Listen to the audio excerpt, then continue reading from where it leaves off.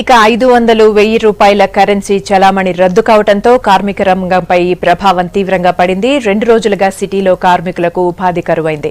రోజువారీ కూలీతోనే జీవనం సాగించే కార్మిక కుటుంబాలు 500, 1000 నోట్ల రద్దుతో తమను ఎవరూ పనికి పిలవడం లేదంటూ ఆవేదనగా చెబుతున్నారు.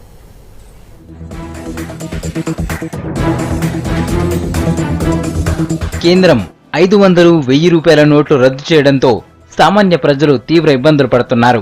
రోజువారీ కూలి పని చేసే కార్మికులు నోట్లు మార్చుకోవడానికి అనేక కష్టాలు పడుతున్నారు. కిరాణా షాపుల్లో 500 నోటు తీసుకోకపోవడంతో ఇంట్లోకి సరుకులు కొనలేకపోతున్నామంటున్నారు జనం. వారం రోజులకు ఒక కూలి దొరుకుతుంది. ఇప్పుడు ఈ తెలంగాణ వచ్చి నుంచి మేము ఎప్పుడు ఖచ్చితంగా వారంలో 4 కూలీలు చేయలేము.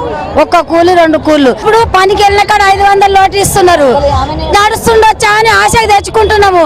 తెచ్చి సారు మాకేమైనా సామాన్ అన్ని పోయగలవా మా నడవదా తెలిపా సామాన్ గుంజుకొని ఎలా కొట్టేస్తారు. రాత్రి నా పిల్లలు నేను మంచినీళ్ళు తాగిపోన్నాను సార్. మా పరిస్థితి ఏంది? మేము మా అకౌంట్లు ఎక్కడి అకౌంట్లు లేవు. మేము ఎవరు అకౌంట్లు వేసుకొని మార్చుకొచ్చుకోవాలి? మాకెవరు మార్చిస్తారు? మా పరిస్థితి ఏంది? పెద్ద నోట్ల రద్దుతో కూలి పని కూడా దొరకడం కష్టంగా మారిందంటున్నారు కార్మికులు. హైదరాబాద్ లోని టోలీ చౌకీ, బంజారాహిల్స్ రోడ్ నంబర్ 10, నాంపల్లి అశోక్ నగర్, సికింద్రాబాద్ ప్రాంతాలలో ఎంతో మంది కూలీలు 2 రోజులుగా పని దొరక్క ఇబ్బంది పడుతున్నారు. పనిచేసిన కంచి మాకు పని పిలుస్తలేరు.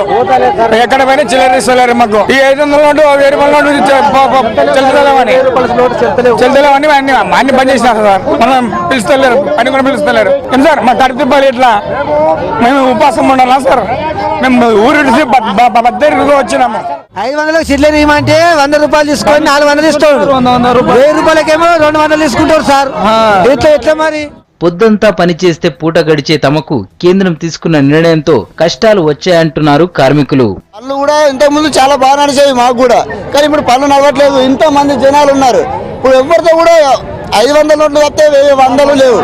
100 ఎక్కడి నుండి లేవాలి? ఇప్పుడు బ్యాంకులు బంద్ ఉన్నాయి. బ్యాంకులకు పోదామంటే ఇప్పుడు బ్యాంకులకు పోవాలని కూడా మళ్ళీ ఇంకోటి మాకు రేషన్ కార్డు కావాలి, ఇది కావాలంటే లేబర్ మేము ఎక్కడి నుండో వలస